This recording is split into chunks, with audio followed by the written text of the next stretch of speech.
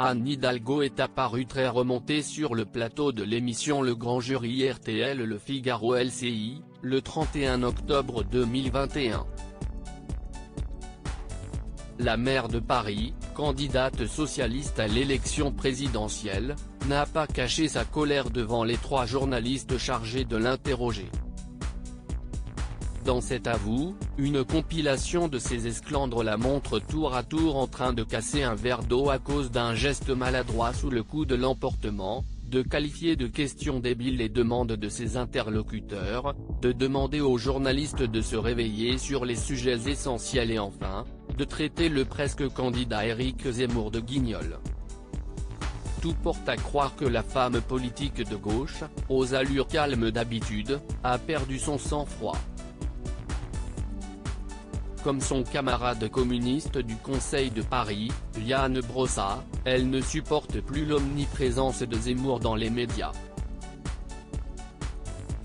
La pression de son début de campagne difficile doit certainement jouer sur l'attitude irritée d'Anne Hidalgo.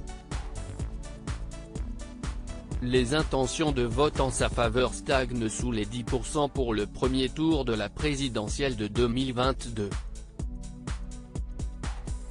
Ses soutiens ne sont pas légion, du moins dans les médias. L'ancien président François Hollande la soutient mais n'est pas très élogieux sur son début de campagne.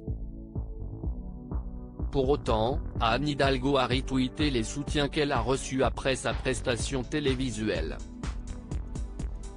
Le sénateur David Assouline a écrit sur Twitter, un appel vibrant au sursaut face à la banalisation de la haine. Voilà aussi pourquoi je soutiens Anne-Baz Hidalgo, son engagement pour les valeurs de la gauche et de la République n'est pas une posture, il vient de loin, il est dans son ADN politique, sincère et déterminé. Le maire de Rouen, Nicolas Mayer-Rossignol a lui déclaré sur le réseau social, enfin une responsable politique a le courage de dire ce qu'est. Zemmour, un guignol raciste et dangereux.